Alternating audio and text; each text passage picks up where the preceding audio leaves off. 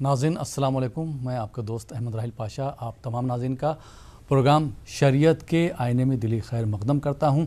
شریعت کے آئینے میں ایک ایسا پروگرام ہے جس میں آپ اپنے کسی بھی شرعی سوال کا جواب حاصل کر سکتے ہیں۔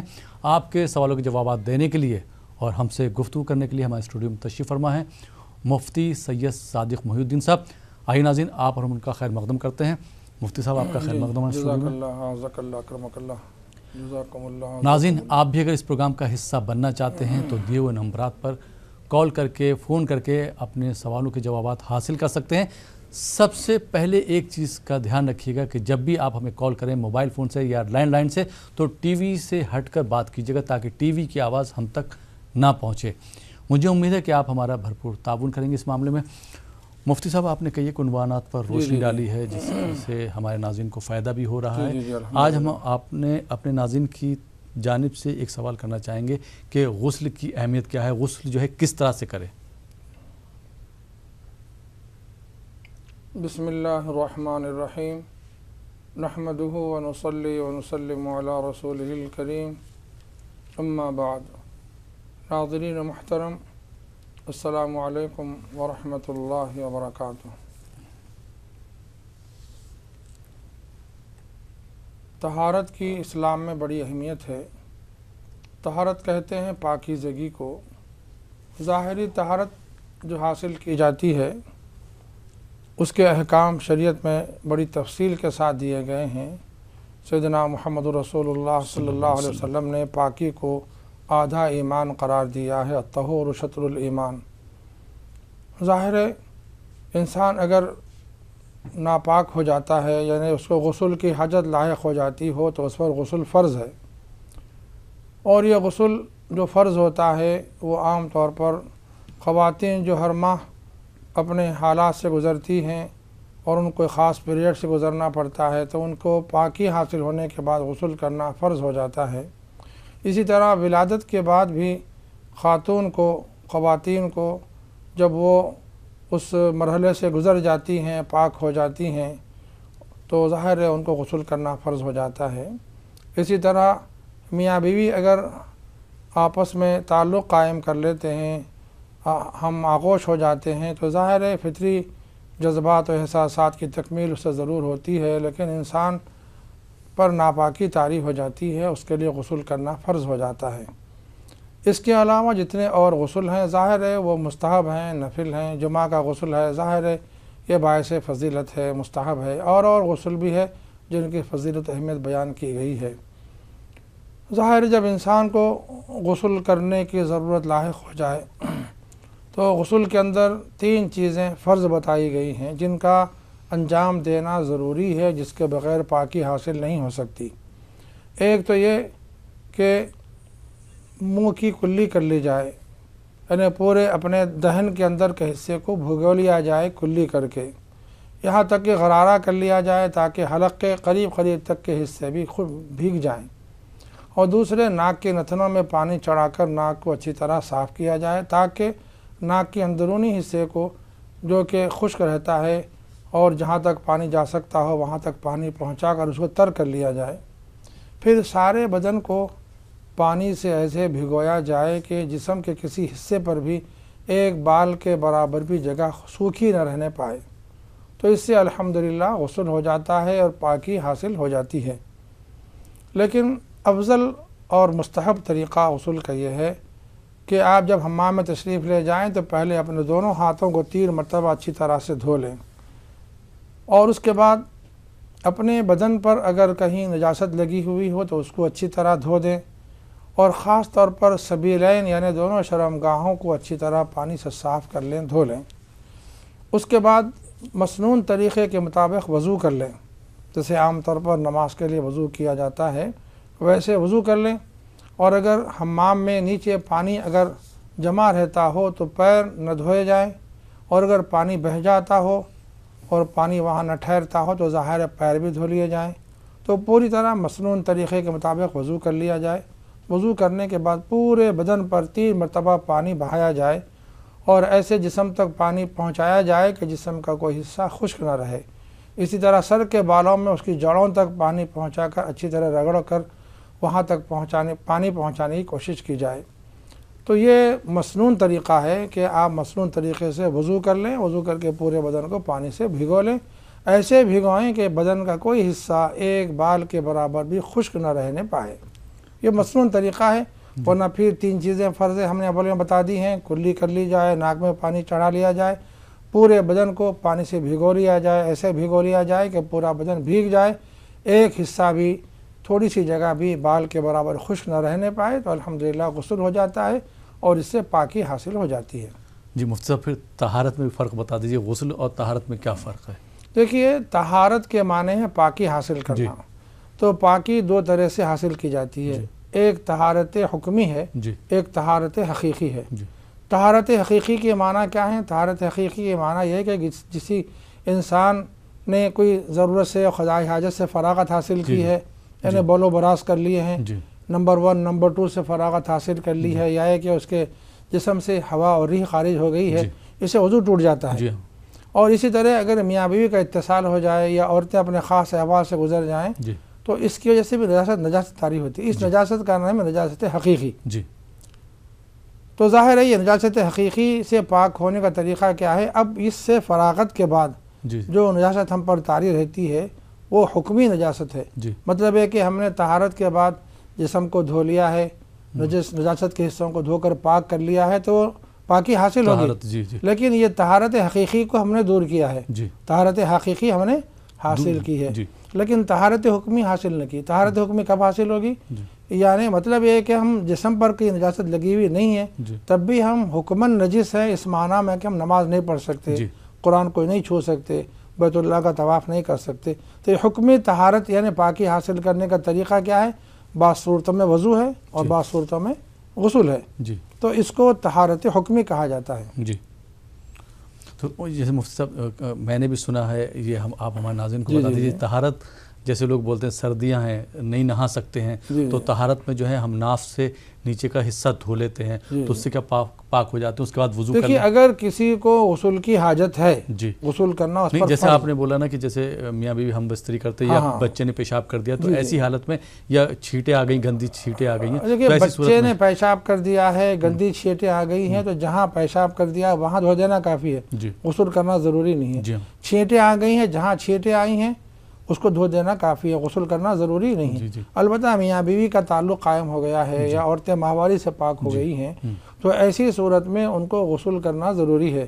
اگر ایسی صورت میں وہ نچلے حصے کو دھو دیتے ہیں اور وضو کر لیتے ہیں تو اس سے ان کا غسل نہیں ہوتا، پاکی حاصل نہیں ہوتی۔ ہاں، البتہ ایسی خواتین یا مرد حضرات جو جن پر غسل فرض ہے لیکن پانی استعمال کرنے پر قادر نہیں ہیں، بیمار ہیں، اور اگر پانی استعمال کریں گے، غسل کریں گے یا وضو کریں گے تو ان کے مزاج میں خرابی آنے کا امکان ہے، یا بخار ہے تو اس کی شدت میں بڑھ جانے کا خوف و خطرہ ہے، اور کوئی مرض بڑھ جانے کا خوف ہے، تو ایسی صورت میں بجائے غسل کے تیمم کیا جا سکتا ہے، بجائے وضو کے تیمم کیا جا سکتا ہے۔ تو یہ شریعت نے یہ رعایت رکھی ہے۔ جی، بہت بہت شکریہ مفتی صاحب۔ آئیے ناظرین، پروگرام کو آگے بڑھاتے ہیں، شامل کرتے ہیں اس پروگرام کے پہلے کالر کو۔ جی السلام علیکم۔ وعلیکم السلام۔ جی، کون صاحب کہاں سے بات کر رہے ہیں؟ میرا محمد ابراہیم نام ہے، میں الوا بمبئی سے بول رہا ہوں۔ محمد ابراہیم صاحب، جی سوال کیجئے۔ تو مجھے یہ پوچھنا تھا، ظہر میں 4 سنتیں موقعہ پہلے ہے، جی اگر ہم جیسے وہ جماعت کھڑی ہونے کے ٹائم پہ پہنچتے ہیں جی تو بعد میں 4 سنتیں پڑھیں گے تو کیا وہ قضا ہوں گی؟ فرض کے بعد نا؟ ہاں، فرض یہ فرض کہ ہم پہنچے مسجد میں جی تو جماعت کھڑی ہو گئی تھی، سنتیں تو ہم نے نہیں پڑھی جی، مگر پھر بعد میں پڑھے تو کیا وہ قضا کر کے پڑھنا پڑے گی؟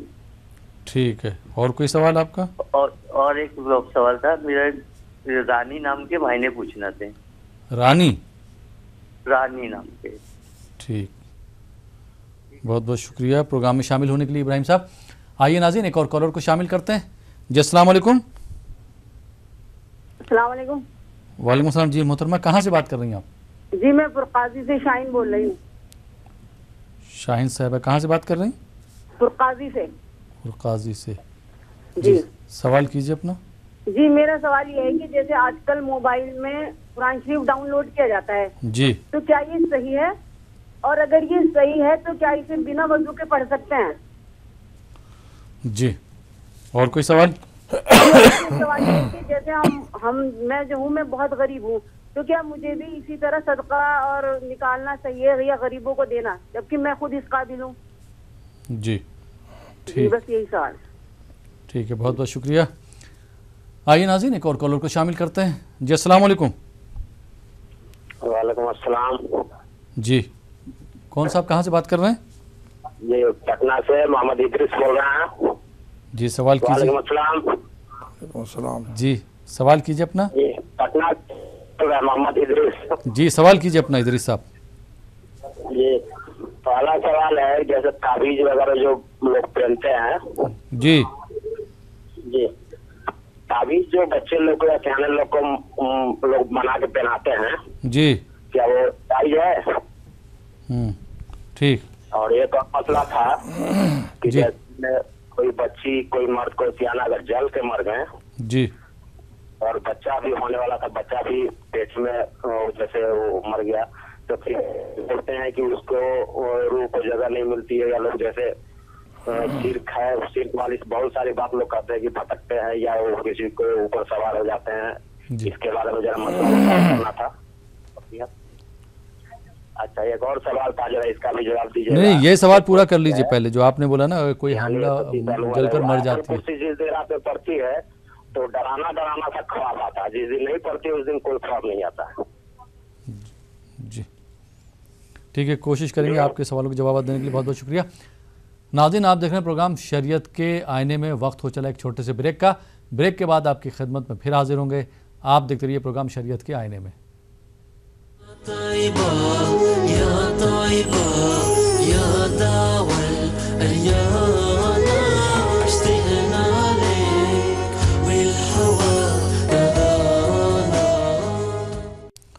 ناظرین بریک کے بعد ایک بار پھر آپ کا خیر مقدم ہے پروگرام شریعت کے آئینے میں، اور آپ کے سوالوں کے جوابات دے رہے ہیں مفتی سید صادق محی الدین صاحب۔ مفتی صاحب ایک بار پھر آپ کا خیر مقدم ہے بریک کے بعد۔ جزاک اللہ، عزک اللہ، کرمک اللہ۔ اور مفتی صاحب جو بریک سے پہلے سوالات آئے تھے ان کے جوابات ہم لے لیتے ہیں۔ محمد ابراہیم صاحب نے ممبئی سے سوال کیا تھا۔ ان کا یہ کہنا ہے کہ جیسے اگر ظہر میں کسی کی 4 سنتیں قضا ہو جائے، چھوٹ جاتی ہیں، اگر جیسے مسجد میں گئے اور امام صاحب جو ہے فرض نماز کے لیے کھڑے ہو گئے تھے جماعت کے لیے، تو یہ کیا بعد میں جو سنت 4 سنت کی نیت باندھیں گے تو قضا سنت کہہ کے باندھیں گے، کس طرح سے سنت نیت باندھیں گے؟ بسم اللہ الرحمن الرحیم۔ پہلے یہ بات ذہن میں رہے کہ قضا اور ادا کا جو تعلق ہے وہ فرض نمازوں کے ساتھ ہے اور واجب نماز کے ساتھ ہے۔ سنتیں جتنی بھی ہیں ان کی قضا نہیں ہے، سوائے سنت فجر کے۔ اگر صبح میں فجر کی نماز کے ساتھ سنت فجر چھوٹ گئی ہو اور فرض بھی ہم نے ادا نہیں کر پائی ہے تو پھر ظہر کی نماز سے پہلے تک فجر کی قضا سنتوں کے ساتھ، یعنی سنت بھی اور فرض دونوں کی قضا کی جا سکتی ہے۔ اب آپ کا پوچھنا یہ ہے کہ آپ مسجد میں پہنچ گئے ہیں اور ظہر کی جماعت شروع ہو رہی ہے اور سنتیں پڑھنے کا موقع نہیں ہے جو ظہر سے پہلے 4 سنتیں پڑھی جاتی ہیں، ظاہر ہے آپ اس کو بعد میں ادا کریں گے۔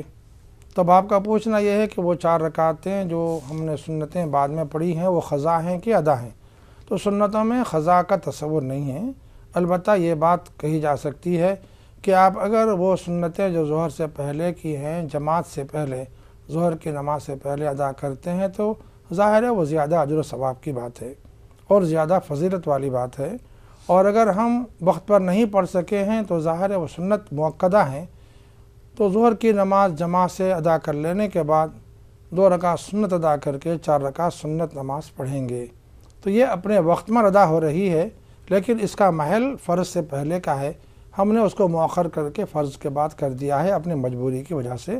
انشاءاللہ وہ سنت آپ کی ادا ہو جائے گی، اس کو قضا نہیں کہا جائے گا، البتہ پہلے پڑھی جاتی تو اس کا زیادہ اجر و ثواب، اور اگر ہو سکتا ہے بعد میں پڑھنے کی وجہ سے اس میں اجر و ثواب میں کچھ کمی ہو جائے، لیکن بہرحال اس کو قضا نہیں کہا جائے گا۔ جی بہت بہت شکریہ مفتی صاحب، آپ نے صحیح بات کہی۔ جیسے 4 سنتیں جو چھوٹ جاتی ہیں تو فرض نماز کے بعد پہلے ہم 2 سنت ادا کریں گے، اس کے بعد 4 سنت، پھر جو ہے 2 نفل۔ جی ویسے اس میں بعض فقہاء نے ایسے ہی ترتیب بتائی ہے کہ فرض پڑھنے کے بعد پہلے 4 سنت پڑھ لیں پھر 2 سنت پڑھیں، لیکن اکثر فقہاء کی رائے یہ ہے کہ آپ نے 4 رکعت کو اپنے محل سے ہٹا دیا ہے، तब 2 रकात को भी अपने महल से जगह से क्यों हटा रहे हैं आप? जी, जी, जी। इसलिए उसको अपने महल में रखते हुए जो 4 रकातें पहले से महल से हट गई हैं उनको बाद में अदा कर लीजिए। तो ये अफजल सूरत है। जी, 2 सुन्नत के बाद 4 सुन्नत, फिर नफिल जो है हम सबसे बाद में पढ़ें। जी, ये अफजल तरीक़ा है। जी जी, बहुत बहुत शुक्रिया मुफ्ती साहब। अच्छा, अब जैसे जुमे की नमाज में भी होता है कि 4 सुन्नत जो है हम खुतबे से पहले पढ़ लेते हैं। जी जी, उसके बाद नमाज जब खुतबा होता है फिर फ़र्ज़ 2 रकात फ़र्ज़ अदा की जाती है। उसके बाद फिर 4 सुन्नत पढ़ते हैं। जी जी, फिर 2 नफिल पढ़ते हैं। अगर 4 सुन्नत पहले की छूट जाती हैं फ़र्ज़ नमाज से पहले, खुतबे से पहले, तो उसको किस तरह से अदा करेंगे? फ़र्ज़ नमाज जब इमाम साहब पढ़ा देंगे, जुमा की फ़र्ज़ अदा कर लेंगे, तो जो 4 रकात सुन्नत हमेशा पढ़ते हैं वो तो पढ़ेंगे पहले। फिर नमाज से पहले के खुतबे से पहले की 4 सुन्नतों को फिर 4 सुन्नतें अदा करने के बाद 4 सुन्नत पढ़ेंगे, फिर 2 रकात नफिल सुन्नत पढ़ लेंगे। बहुत बहुत शुक्रिया मुफ्ती साहब। शाहीन साहिबा का सवाल आया था कि जैसे अक्सर मोबाइल में लोग जो है कुरान पाक डाउनलोड करवा लेते हैं, जी जी, और फिर मोबाइल में देख के पढ़ते हैं, तो ऐसे नाज़रीन, ऐसे लोग जो नापाक हैं, तो क्या कुरान पाक में मोबाइल में देख कर कुरान पाक पढ़ सकते हैं? हमारी बहन ने बहुत अच्छा सवाल किया है। ये मौजूदा ज़रूरत की चीज़ है। आप इसकी तफसील जहन में रख लें। जब तक कुरान पाक आपने फ़ोन में महफूज कर दिया है, उसको खोला नहीं है आपने, स्क्रीन पर कुरान नमूदार नहीं है, तो आप बग़ैर वज़ू के भी फ़ोन को छू सकते हैं, बग़ैर तहारत के भी छू सकते हैं। लेकिन जब आपने बटन दबा दिया और ऑन करके कुरान को स्क्रीन पर ला लिया, तब उसका हुक्म कुरान पाक का हो गया। कोई यूँ समझ लीजिए कि कुरान पाक पर एक जिल्द भी होती है। तो जैसे हम उसकी जिल्द को भी जो कुरान से मरबूत है बग़ैर वज़ू के नहीं छू सकते, इसी तरह आप फ़ोन को भी हम बग़ैर वज़ू के नहीं छू सकेंगे, वज़ू करके ही छूँगे। तो जब भी आपको कुरान पाक तिलावत करना हो फ़ोन के ज़रिए से, और तो आप उसकी स्क्रीन पर कुरान आने से पहले वज़ू कर लें। वज़ू करने के बाद आप हाथ में फ़ोन लें और बटन दबाएँ, जब कुरान आ जाए तो आप उसकी तिलावत करें। तो गोया अब आप कुरान, जैसे कुरान की जिल्द को छू कर आप कुरान की तिलावत करते हैं, गोया ये फ़ोन का जो कवर है गोया वो उसकी हैसियत जिल्द की हो गई है। तो अब जिल्द को भी कुरान उस पर आ जाने के बाद बग़ैर वज़ू के छुआ नहीं जा सकता। तो इसका लिहाज बहुत ज़रूरी है। जी जी मुफ्ती साहब, वो भी साथ साथ मैं पूछता चलूँगा, हालांकि जो इससे पहले आपने जवाब दे दिया था, तो मैं ये चाह रहा हूँ कि जो हमारे नाज़रीन आज जुड़े हैं वो उनको भी पता चल जाए कि लोग जैसे मोबाइल पे या स्पीकर पे टेप रिकॉर्डर में कुरान पाक की तिलावत लगा देते हैं और अपने काम में मसरूफ़ हो जाते हैं। उनका ये कहना है कि घर में बरकत आएगी या दुकान में बरकत आएगी, ऑफिस में बरकत रहेगी। वो सुनते नहीं हैं, लेकिन सिर्फ जो है ऑन कर देते हैं और उसके बाद काम करते रहते हैं। तो ये कहाँ तक दुरुस्त है? इसमें 2 सूरतें हैं जी। एक तो एक मोबाइल में जो कुरान सुना जा रहा है, पढ़ा जा रहा है जी, वो रास्त कारी साहब ने जो तिलावत की है उसको हमने उसमें महफूज कर लिया है, या ये कि वो किसी और जगह पढ़ा गया है, वहाँ से रिकॉर्ड करके यहाँ रिकॉर्ड कर लिया गया है जी। तो इसमें दूसरी सूरत में थोड़ी गुंजाइश है कि आप अगर लगा दें और काम काज में रहें तो कोई हर्ज नहीं, लेकिन फिर भी ये भी मुनासिब नहीं है जी। कुरान पाक में अल्लाह ताला का इरशाद है, वइज़ा क़ुरिअल क़ुरआन फ़स्तमिऊ लहू वअनसितू लअल्लकुम तुरहमून। जब कुरान पाक पढ़ा जाए, उसकी तिलावत की जाए, तो आपका काम यह है कि उसे कान लगाकर अच्छी तरह तवज्जो से सुने ताकि अल्लाह ताला तुम पर रहम फरमाए। इस आयत पाक के शान नुज़ूल में और उसकी तफसील में शारहीन ने, मुफस्सिरीन ने जो बात लिखी है वो ये है कि कुरान पाक हम अदब और एहतराम के साथ सुनना चाहते हैं, तभी हम कुरान पाक लगाएं और कुरान पाक को सुनने की कोशिश करें तवज्जो के साथ, अदब के साथ बैठकर। जैसे तिलावत करने के लिए अदब ज़रूरी है, इसी तरह से सुनने के वास्ते भी अदब ज़रूरी है। तिलावत करना भी इबादत है और सुनना भी इबादत है। इसीलिए आम तौर पर हम जैसे सुस्ती करते हैं कि हमने ऑन कर दिया है तो टेलीफोन को या मोबाइल फ़ोन को, कुरान की तिलावत हो रही है, हम बातचीत में मसरूफ़ हैं, काम काज में लगे हुए, ज़ाहिर है ये एक तरह से अदब के ख़िलाफ़ है, मनाफी अदब है। इसलिए इस तरीक़े से सख्त एहतियात बरतना चाहिए। हाँ, जब घर के लोग सारे फारिग हों, यह कि जो साहब भी घर के अफराद में से सुनने के लिए फारिग हैं, वो अगर अपनी जगह लगाकर सुनते हैं और दूसरे लोग काम काज में मशगूल हैं तो कोई बात नहीं है। लेकिन पूरे के पूरे असहाब अगर कुरान कहीं लगा दें और फिर काम काज में मशगूल हो जाएँ तो ये अदब के मनाफी है, इसका ख़ास ख्याल रखा जाना चाहिए। जी, बहुत बहुत शुक्रिया मुफ्ती साहब। उनका दूसरा सवाल था सदक़े से मुताल्लिक़। उनका ये पूछना था कि मैं ख़ुद गरीब हूँ صدقہ کون لوگ دے سکتے ہیں اور میں تو خود غریب ہوں تو میرے لیے کیا حکم ہے؟ دیکھیے، پہلی بات تو یہ ہے کہ آپ کے اوپر صدقہ واجب ہے یا نہیں ہے، ایک سوال ہے۔ اگر آپ نے نظر مانی تھی، نیت کی تھی صدقہ کرنے کی، تو ظاہر ہے آپ پر صدقہ واجب ہو جائے گا۔ اور اسی طرح آپ اگر صاحب نصاب ہیں تو آپ پر زکوٰۃ واجب ہوگی، زکوٰۃ کو بھی صدقہ کہا جاتا ہے۔ لیکن اگر آپ یا ہم میں سے کوئی غریب ہے اور جس پر زکوٰۃ بھی فرض نہیں ہے، اور تو ظاہر ہے اس پر جب زکوٰۃ فرض صدقہ اس پر لازم نہیں ہے تو نفل صدقے کے ادا کرنے کا کوئی سوال ہی پیدا نہیں ہوتا۔ اب رہا دوسرے جو کفارات کی بات ہے، تفصیل الگ ہے، صدقہ الگ ہے، ان دونوں میں آپ فرق کیجئے۔ مثال کے طور پر روزے کے اندر کفارہ ہے، اور اس کے اندر بھی بعض چیزیں ایسی ہیں کہ غریب لوگ جو روزہ رکھ نہیں پاتے ہیں، یا ایسے محتاج اور تنگ دست ہیں، غریب بھی ہیں اور بیمار بھی ہیں، ضعیف ہیں، روزہ رکھنے کے قابل نہیں ہیں، تو ظاہر ہے ان کو ہر ایک روزے کے بدلے میں ایک فدیہ دینا پڑتا ہے، صدقہ فطر کی مقدار۔ تو وہ کیسے ادا کریں گے؟ ظاہر ہے اگر غریب ہوں تو انشاءاللہ اللہ معاف کرنے والا ہے۔ اور اس کی نظیر ہم کو سیدنا محمد رسول اللہ صلی اللہ علیہ وسلم کے حدیث پاک سے بھی ملتی ہے۔ اگر آپ اجازت دیں تو 2 منٹ کے اندر اس کو بیان کر دوں۔ سیدنا محمد رسول اللہ صلی اللہ علیہ وسلم کے حدیث پاک میں روزوں کا جو معمول تھا وہ رات سے شروع ہو جاتے تھے، جیسے آپ سو گئے آپ کا روزہ شروع ہو جاتا تھا۔ تو ظاہر ہے ایک صحابی سے سمجھیے حالت نیند میں اپنی بیوی سے انہوں نے اپنا تعلق قائم کر لیا تھا، جس سے روزہ ٹوٹ جاتا ہے، حالانکہ اب نہیں ٹوٹتا۔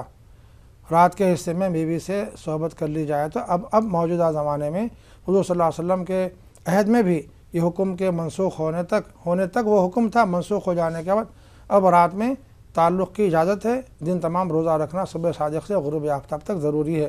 لیکن یہ اس حکم کے نازل ہونے سے پہلے کی بات تھی۔ انہوں سے رات میں ان سے سمجھیے ایسی بات صادر ہو گئی تو صبح حاضر ہوئے، عرض کیا رسول اللہ مجھ سے ایسی کوتاہی ہو گئی ہے، میں کیا کروں؟ تو آپ صلی اللہ علیہ وسلم نے فرمایا غلام آزاد کرو۔ انہوں نے عرض کیا کہ یا رسول اللہ میرے پاس غلام کہاں ہے، میں تو غریب آدمی ہوں۔ کہا کہ 2 مہینے کے مسلسل روزے رکھو۔ عرض کیا یا رسول اللہ میرے پاس وہ بھی نہیں ہے۔ اور پھر آپ صلی اللہ علیہ وسلم نے فرمایا کہ ایسا کرو 60 مسکینوں کو 2 وقت کھانا کھلا دو۔ عرض کیا کہ یا رسول اللہ میں خود محتاج ہوں، غریب ہوں، تنگ دست ہوں، میں کہاں سے مسکینوں کو کھلا سکتا ہوں؟ حضور صلی اللہ علیہ وسلم نے فرمایا اچھی بات ہے بیٹھ جاؤ۔ وہ بیٹھ گئے۔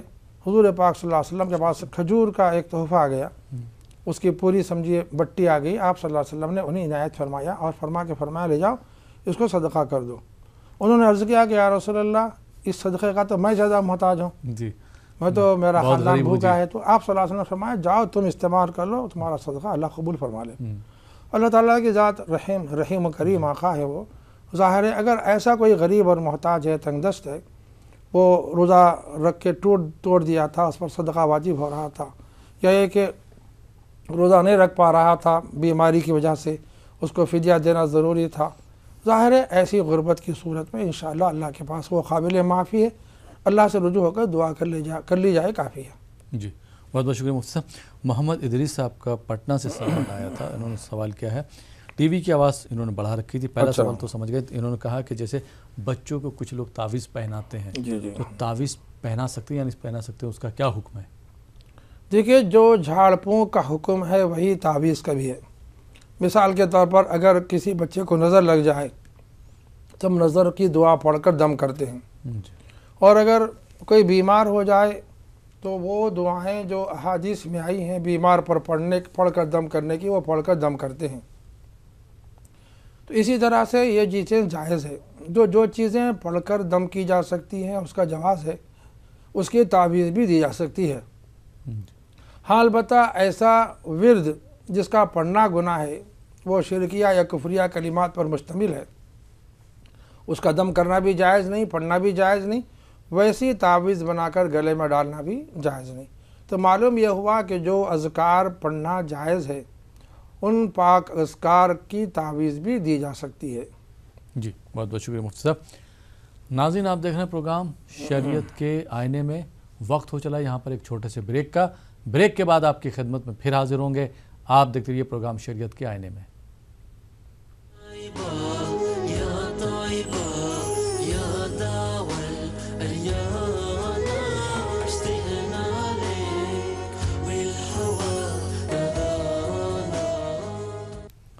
नाज़रीन, ब्रेक के बाद एक बार फिर आपका खैर मक़दम प्रोग्राम शरीयत के आईने में, और आपके सवालों के जवाब दे रहे हैं मुफ्ती सैयद सादिक मोहिउद्दीन साहब। मुफ्ती साहब, एक बार फिर आपका खैर मक़दम स्टूडियो में। और नाज़रीन, ब्रेक के बाद कुछ और कॉलर को इस प्रोग्राम का हिस्सा बनाते हैं। जी अस्सलाम वालेकुम। वालेकुम सलाम। जी सालार साहब, अगर मैं गलत नहीं हूँ। हाँ हाँ हाँ सर, हाँ मैं बोल रहा हूँ। जी सालार साहब, खैरियत से हैं आप? अस्सलाम वालेकुम। वालेकुम अस्सलाम। जी सालार साहब, खैरियत से हैं? आपकी तबीयत वगैरह? हाँ हाँ अल्हम्दुलिल्लाह सर, एकदम ठीक है, बढ़िया है, अल्लाह का करम है सर। अल्हम्दुलिल्लाह अल्हम्दुलिल्लाह। जी सवाल कुछ करना चाहेंगे? हाँ सर, सवाल दो है। पहला सवाल तो ये है जी कि जैसे तो ये सारी दुनिया कायनात अल्लाह की है, जर्रा जर्रा अल्लाह का है, जी फिर भी हम अल्लाह को ढूंढना चाहे तो कहाँ ढूंढे? आसमान में देखे या काबे शरीफ में आवाज लगाए, या हम अपने दिल में ढूंढे? दूसरा सवाल ये सर कि जैसे इस्लाम के अंदर तो हर मुस्लिम खवातीन को जो है तो गोशे का पाबंद रहना चाहिए, लेकिन कुछ लोग नहीं रहते। ऐसा तो चलो ठीक है, नहीं भी रहते हैं, लेकिन इसकी सीमा कितनी है सर? कहाँ से गोशा लागू होता है और कहाँ खत्म होता है? ठीक, बहुत बहुत शुक्रिया सालार साहब। आइए नाज़रीन, एक और कॉलर को शामिल करते हैं। जी अस्सलाम वालेकुम। वालेकुम सलाम। जी कौन साहब, कहाँ से बात कर रहे हैं? अस्सलाम वालेकुम। वालेकुम सलाम। जी कौन साहब, कहाँ से बात कर रहे हैं? ये सूरत से बात करता हूँ, मुनीर अहमद। मुनीर अहमद जी, सवाल कीजिए मुनीर साहब। दो सवाल है। बड़ी लड़की है अपनी, जी उसको 5 साल हो गए है, उसको औलाद नहीं है। जी सवाल फिर से बता दीजिए। बड़ी बेटी, बड़ी बेटी की शादी होगी, 5 साल हुए जी, उसको औलाद नहीं है, और उसका जो घर वाला उसका शौहर है ना, वो जुगाड़ में बहुत मुब्तला हो गया, वो बुरे लोगों के फन में। जी हेलो। ठीक। जी हाँ जी हाँ। हाँ वो उसका कुछ पढ़ने का बता दो। ठीक। हाँ, दूसरा सवाल? दूसरा सवाल है, वो जवाई जो है ना, उसका घर वाला, उसका जी शौहर, जी उसका धंधा तो अच्छा चलता है, उसके दोस्तों में वो जुगाड़ में ऐसा है गया कि वो धंधा अच्छा करता है, वो जुगाड़ में सब रकम हार जाता है, जी, जुआ खेलता है वो। जी हाँ, वो उसमें बहुत ये यानी वो सुनता ही नहीं है। ऐसा हो गया कि वो उसके पीछे जाया करता जुआ, वो दोस्त के पीछे। ठीक। हाँ। ठीक है, बहुत बहुत शुक्रिया मुनीर साहब। आइए नाज़रीन, एक और कॉलर को शामिल करते हैं। जी अस्सलाम वालेकुम। हेलो। जी अस्सलाम वालेकुम। हाँ वालेकुम अस्सलाम। जी मोहतरमा, कहाँ से बात कर रही हैं आप? मैं दिल्ली से शाहजहां बोल रही हूँ। जी सवाल कीजिए। मैं कज़ा उम्री नमाज पढ़ती हूँ, तो क्या बितरवी कज़ा के पढ़ जाएंगे? एक सवाल तो मेरा ही है, और एक मेरा घर बेचने के लिए है। मैं अकादल हजात पढ़ती हूँ, सुबह को भी एक तस्वीर शाम को भी। जी मगर बहुत दिन हो गए मुझे पढ़ते, उसका भी कोई मुझे अब तक वो न मिला है। और एक सवाल मेरा और है, मैं कुछ भी पढ़ती हूँ भूल जाती हूँ, नमाज में भी भूल जाती हूँ। कुछ आप बताइए मेरे लिए। मैं बहुत ही पाबंदी साहब का प्रोग्राम देखती हूँ। जी अल्लाह ताला तुमको बहुत रज़ा खैर दे। मतलब मेरी याददाश्त ऐसी हो रही है, सब कुछ पढ़ती हूँ आप जो बताते हो। ठीक है, आपके सवालों के जवाब ले लेंगे। बहुत बहुत शुक्रिया, आपने कॉल किया। जी मुफ्ती साहब, इनका एक सवाल रह गया था इदरीस साहब का, जो उन्होंने पटना से किया था। दूसरा सवाल उनका कि जैसे कोई जलकर मर जाता है, किसी की मौत हो जाती है, ख़ास करके अगर कोई खातून मर जाती है और हामिला है, और बच्चा भी मर जाता है, खातून भी मर जाती, तो इन्होंने ये सुना है कि उनकी रूह जो है भटकती रहती है। तो ऐसे लोगों के लिए शरीयत में क्या हुक्म आया है? क्या कभी उनको जन्नत नसीब होगी? जो मर्द व ख़वातीन ख़ुदकुशी कर लेते हैं या अपने आप को झुलसा लेते हैं, आग में जला लेते हैं, ज़ाहिर है सारी चीज़ें ख़ुदकुशी की हैं, और इस्लाम में अपनी जान ले लेना हराम है, बहुत बड़ा गुनाह है, ये गुनाह कबीरा है। और अपने आप को कत्ल कर लेने की और अपने आप को मौत से दो चार कर लेने की बड़ी सज़ा कुरान पाक में आई है कि ये हमेशा दोज़ख में रहेंगे। लेकिन मुफस्सिरीन ने लिखा है कि ईमान के बाद जितने भी गुनाह हैं वो गुनाह कबीरा हैं, और अगर ऐसा कोई मर्द या कोई ख़ातून अपने आप को जला लेती है और ख़त्म कर लेती है, तो ज़ाहिर है बहुत बड़ा गुनाह ज़रूर है। लेकिन अल्लाह सुब्हानहू व तआला अपने फ़ज़ल से उसे माफ़ कर देना चाहें तो माफ़ फरमा सकते हैं, और अगर चाहें तो उसकी जो सज़ा है उसे दी जाएगी, और सज़ा पूरी होने के बाद फिर दोबारा अल्लाह ताला उसे जन्नत में भी ज़रूर दाखिल फरमाएंगे। ये हमारा ईमान और एतक़ाद है। سوائے کفر و شرک کے جتنے گناہ ہیں وہ اللہ کے یہاں قابل معافی ہیں۔ قرآن پاک میں اللہ تعالیٰ کا ارشاد ہے ان اللہ لا یغفر ان یشرک بہ ویغفر ما دون ذلک لمن یشاء۔ یہ بات اپنی جگہ بالکل درست ہے کہ کبائر گناہ میں جو خود سوزی ہے یہ بہت بڑا گناہ ہے۔ اپنے آپ کو قتل کر لینا، اپنے آپ کو جان سے ختم کر لینا، یہ بہت بڑا گناہ ہے۔ اس کی سخت وعید احادیث پاک میں ابھی آئی ہے، قرآن پاک میں بھی۔ ظاہر ہے اس سے اجتناب بہت ضروری ہے۔ تو اس سلسلے میں یاد رکھیں کہ بہرحال اگر کوئی خاتون ایسا جل گئی تھی، مر گئی تھی، تو اس کی روح بھٹکتی رہتی ہے، ظاہر ہے یہ بات صحیح نہیں ہے۔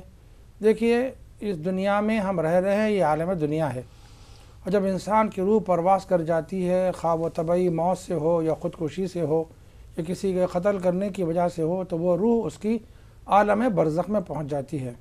عالم برزخ میں پھر دو مقامات ہیں، ایک ہے علیین اور دوسرا سجین۔ علیین میں ایسے ارواح کو جگہ ملتی ہے جو اللہ تعالیٰ کے محبوب ہوتے ہیں، نیکوکار ہوتے ہیں، ایمان میں اپنے کمال رکھتے ہیں، ایمان والے ہوتے ہیں، تو اللہ تعالیٰ ان کی چھوٹی موٹی خطاؤں کو معاف کر کے اپنی رحمتوں کے سائے میں جگہ عطا فرما دیتے ہیں۔ اور جو ارواح گناہ گار ہوتی ہیں یا کہ انہوں نے کوئی غلط کام کر لیا تھا دنیا میں، اللہ سے ناراض ہو، تو ظاہر ہے ان کی روح کو سجین میں پہنچا دیا جاتا ہے جو تکلیف کی جگہ ہے۔ مختصر یہ ہے کہ یہ عالم برزخ ہے، عالم برزخ میں ان کو رکھا جاتا ہے۔ یہ تصور کرنا کہ روح بھٹکتی رہتی ہے، یہ بالکل غلط ہے، غیر اسلامی خیال ہے۔ جی مفتی صاحب، اگلا سوال جو ہے اورنگ آباد سے کیا ہے، ہمارے سالار صاحب جی کالر ہیں، ان کا یہ پوچھنا ہے کہ دنیا میں جیسے ذرے ذرے میں اللہ تعالیٰ بسا ہوا ہے، اگر ہم اللہ تعالیٰ کو تلاش کریں تو کیسے تلاش کریں؟ دیکھیے اللہ کو تلاش کرنا اور ہے، اللہ سبحانہ و تعالیٰ کو دیکھنے کا جذبہ رکھنا اور ہے۔ جی اللہ سبحانہ و تعالیٰ کو اگر ہم دیکھنے کا جذبہ رکھتے ہیں تو اس دنیا میں ناممکن ہے، اللہ تعالیٰ ہم کو دکھائی نہیں دیتا۔ جی نہ کائنات کے ذرے ذرے میں آپ اس کو دیکھ سکتے ہیں، اس کا جلوہ دیکھ سکتے ہیں، اس کی ذات کو نہیں دیکھ سکتے۔ جی کائنات میں کہیں بھی کسی جگہ بھی آپ اللہ کو دیکھنا چاہیں گے، اللہ نظر نہیں آئے گا۔ ہاں البتہ اللہ کے جلوے ساری کائنات میں بکھرے پڑے ہیں، اس کائنات کے ذرے ذرے میں اللہ کا جلوہ ہم دیکھ سکتے ہیں، اس کی قدرت کے کرشمے ہم دیکھ سکتے ہیں۔ تو ظاہر ہے اللہ تعالیٰ کی قدرت اور اس کی حکمت ہر جگہ انسان کے ساتھ ہے۔ فَإِنَّمَا تُوَلُّوا فَثَمَّ وَجْهُ اللَّهِ، جدھر آپ رخ کریں گے ادھر اللہ کو پائیں گے۔ مطلب ہے کہ اللہ کی طلب، جستجو اور تلاش و طلب رکھنے والوں کو اللہ ملتا ہے۔ اللہ ملتا ہے کہ معنی یہ ہے کہ کوئی ایسی محسوس چیز نہیں ہے جسے آپ گرفت میں لے سکیں۔ اللہ ملنے کے معنی یہ ہے کہ آپ کے لیے تسکین خاطر کا سامان ہوتا ہے، آپ کے لیے راحتوں اور رحمتوں کے اسباب بنتے ہیں، آپ کی آخرت بھی اچھی ہوتی ہے، دنیا بھی کامیاب ہوتی ہے۔ تو ظاہر ہے اللہ کو پانے کا مطلب یہ ہے کہ ہم اللہ کے احکامات کی اتباع و پیروی کرتے ہوئے اللہ کو راضی کرنے کی کوشش کریں، یہی اللہ کو پانا ہے۔ جی اور اگر ہم نے ایسی کوشش نہیں کی، اللہ کو راضی کرنے کی کوشش نہیں کی، اعمال صالحہ اختیار نہیں کیے، ایمان کے تقاضے پورے نہیں کیے، تو ظاہر ہے ایسے لوگ اللہ کو نہیں پاتے۔ نہیں پانے کے معنی کیا ہے؟ اللہ کی رضا ان کو حاصل نہیں ہو سکتی، اللہ کا قرب نہیں مل سکتا، اللہ ان سے راضی اور خوش نہیں ہو سکتا۔ جی بہت بہت شکریہ مفتی صاحب۔ ان کا دوسرا سوال تھا کہ خواتین کو گوشے کا پابند رہنا چاہیے، آج کل کے زمانے میں تھوڑا سا مشکل ہو رہا ہے، لیکن پھر بھی اس کی حد کیا ہے؟ دیکھیے قرآن پاک میں اللہ سبحانہ و تعالیٰ نے حجاب کے احکام نازل فرمائے ہیں۔ خواتین کو خاص طور سے سورہ نور اور سورہ احزاب کی ضرور تلاوت کرنی چاہیے، اور سورہ نور کا ترجمہ، اس کی تفسیر، اور سورہ احزاب اس کا ترجمہ اور تفسیر کا ہم کو خوب خیال رکھ کے پڑھنا چاہیے، اور خواتین کو خاص طور پر اس کا اہتمام کرنا چاہیے، ان کا ضرور پڑھنا چاہیے۔ دیکھیے اللہ تعالیٰ نے سورہ احزاب میں حجاب کے احکام نازل کیے ہیں۔ اعوذ باللہ من الشیطان الرجیم، بسم اللہ الرحمن الرحیم۔ یا ایھا النبی قل لازواجک وبناتک ونسائک یدنین علیہن من جلابیبہن۔ یا ایھا النبی قل لازواجک وبناتک ونساء المؤمنین یدنین علیہن من جلابیبہن ذالک ادنی ان یعرفن۔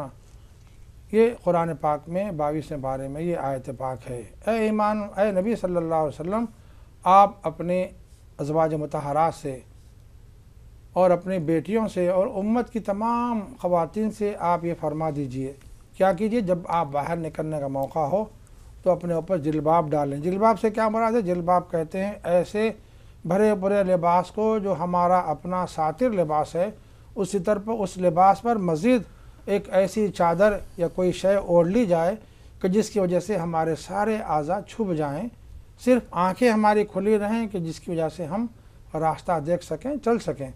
और फिर भी उनका भी हुक्म है कि वो कुल मोमिनाती यग़ुद्दुना मिन अबसारिहिन, अगर बाहर निकल गई हों, आँखों से रास्ता देख रही हों, तो उनको इस बात की इजाज़त नहीं है कि अजनबी मर्दों को घूर कर देखें।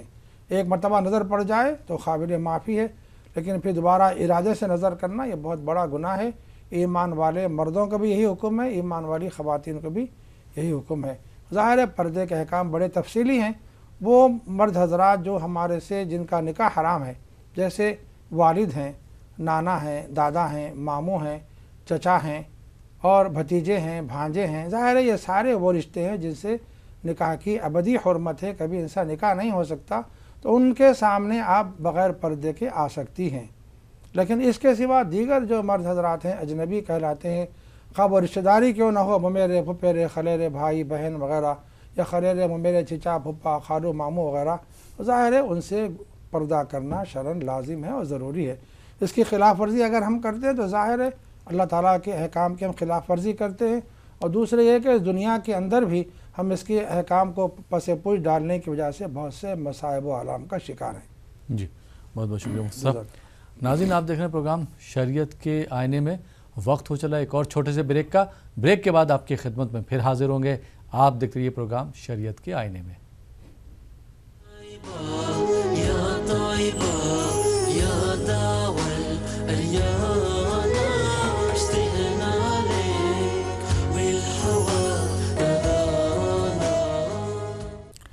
नाज़रीन ब्रेक के बाद एक बार फिर आपका खैर मक़दम है प्रोग्राम शरीयत के आईने में, और आपके सवालों के जवाब दे रहे हैं मुफ्ती सैयद सादिक मोहिउद्दीन साहब। मुफ्ती साहब एक बार फिर आपका खैर मक़दम स्टूडियो। जज़ाकुमुल्लाह बारकमुल्लाह।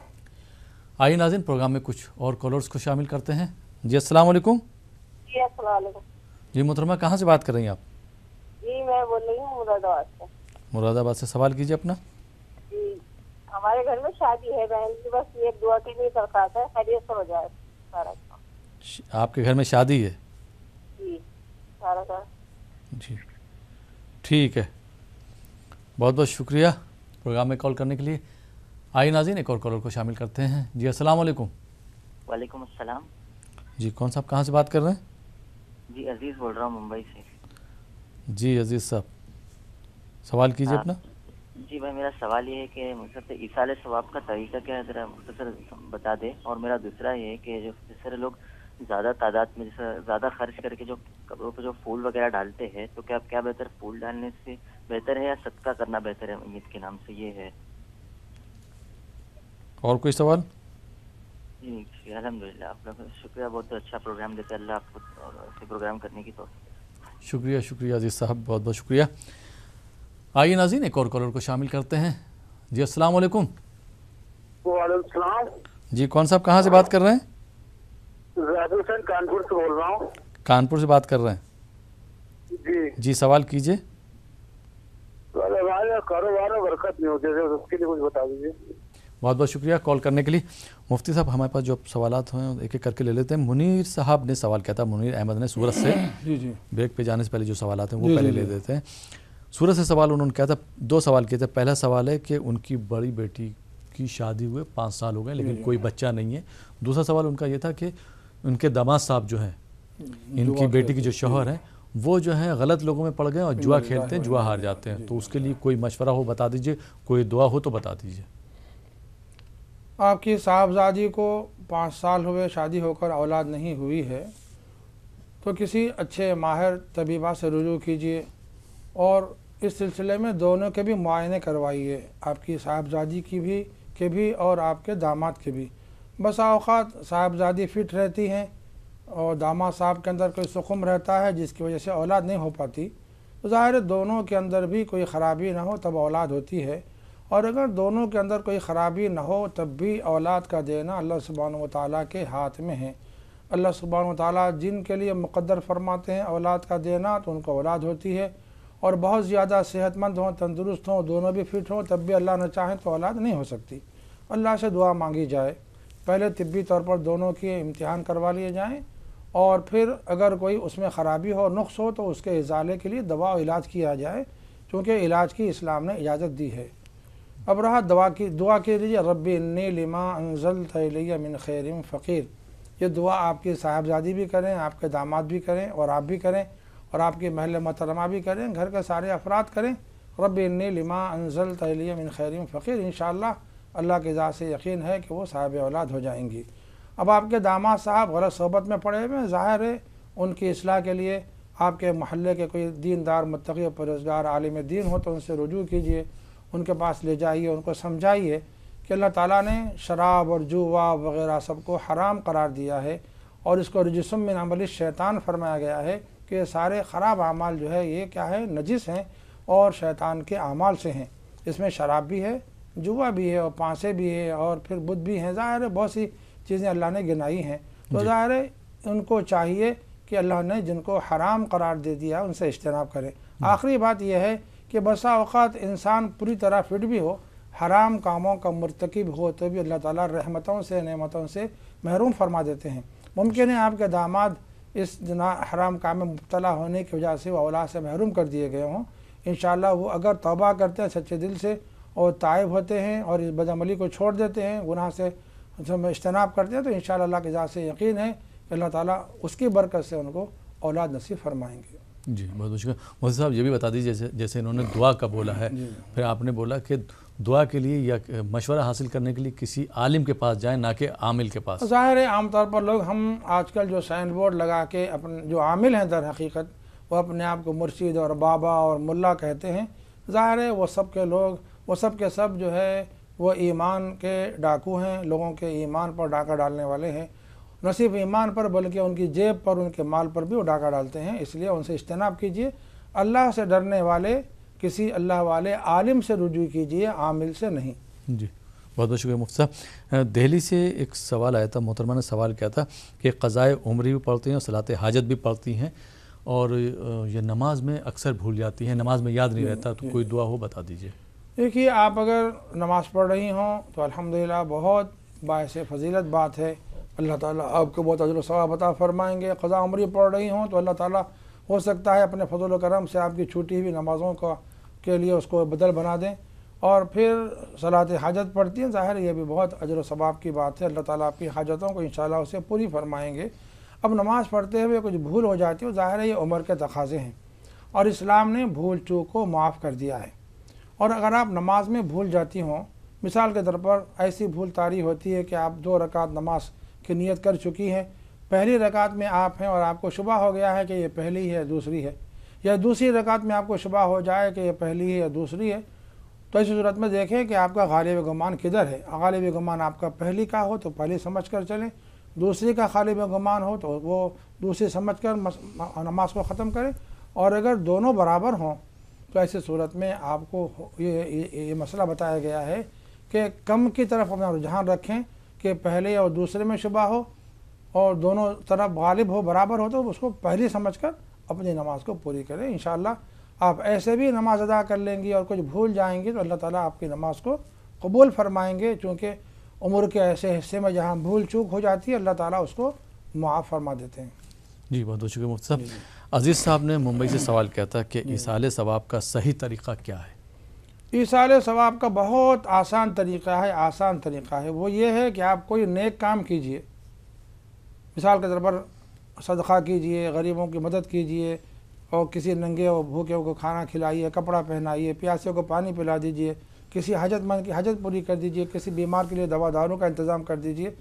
ظاہر ہے اس طرح کے بہت سے کار خیر ہیں، آپ جو کار خیر انجام دیں اور آپ کا جذبہ یہ ہے کہ اس کا ثواب ہمارے فلاں مرحوم کو پہنچے، تو آپ دل میں ارادہ کر لیں کہ اللہ میں نے یہ کام انجام دیا ہے اور اس کا ثواب میرے فلاں مرحومین کو پہنچا دیجئے، تو ظاہر ہے اللہ تعالیٰ اس کا ثواب پورے مرحومین کو پہنچاتے ہیں۔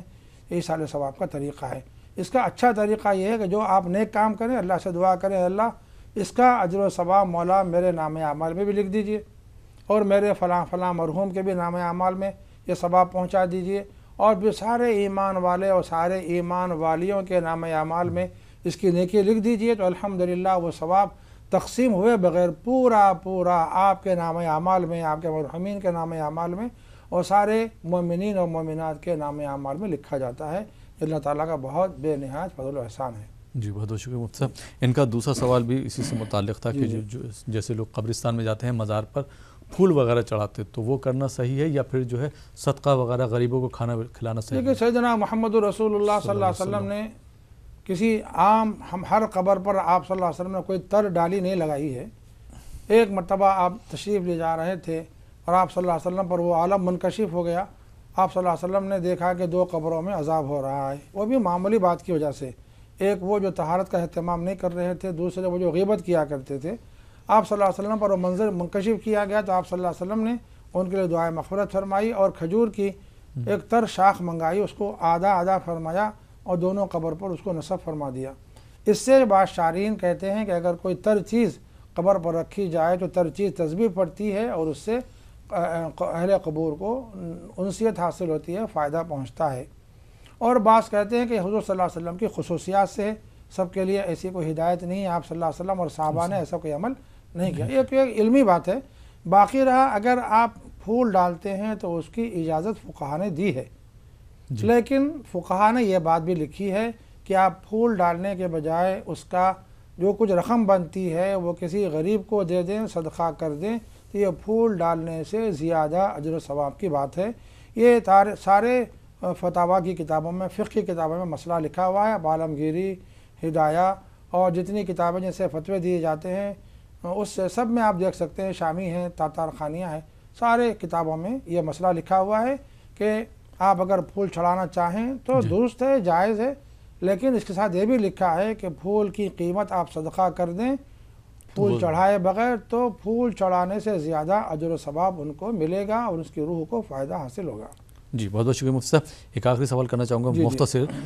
مراد آباد سے محترمہ نے سوال کیا تھا کہ ان کے گھر میں شادی ہے، ساتھ خیریت کو ہو جائے، دعا کر دیجیے۔ بس اللہ سبحانہ و تعالیٰ آپ کے گھر میں جو نکاح ہونے جا رہا ہے، شادی کی سنت انجام پا رہی ہے، اللہ تعالیٰ اس میں خیر و برکت عطا فرمائے، آسانیاں پیدا فرمائے اور دونوں جوڑے میں بھی، میاں بیوی میں بھی اور عاقدین میں بھی اور دونوں خاندانوں میں اللہ تعالیٰ میل ملاپ اور محبت باقی رکھے اور ان کو خوش و خرم آباد رکھے، نیک اور صالح اولاد نصیب کرے۔ آخری بات یہ ہے کہ آپ جو شادی کر رہی ہیں، نکاح کر رہی ہیں، وہ دونوں سے ہماری گزارش ہے کہ نکاح کو سنت کے مطابق سادگی کے ساتھ اسلامی احکام کی روشنی میں انجام دیجیے۔ جی بہت بہت شکریہ مفتی صاحب، ہمارے اسٹوڈیو میں تشریف لائے اور آپ نے ہمارے ناظرین کی رہنمائی فرمائی، بہت بہت شکریہ۔ جزاک اللہ، جزاک اللہ، کرمک اللہ۔ تو ناظرین یہ تھا ہمارا پروگرام شریعت کے آئینے میں۔ مجھے امید ہے کہ پروگرام آپ کو پسند آیا ہوگا، پروگرام سے آپ نے بہت کچھ سیکھا بھی ہوگا۔ فی الحال یہ پروگرام اب یہیں پہ ختم ہوتا ہے۔ اسی کے ساتھ اپنے دوست احمد راحیل پاشا کو اجازت دیجیے اور آپ دیکھتے رہیے ETV اردو۔ يا طيبة يا طيبة يا داوى الأيام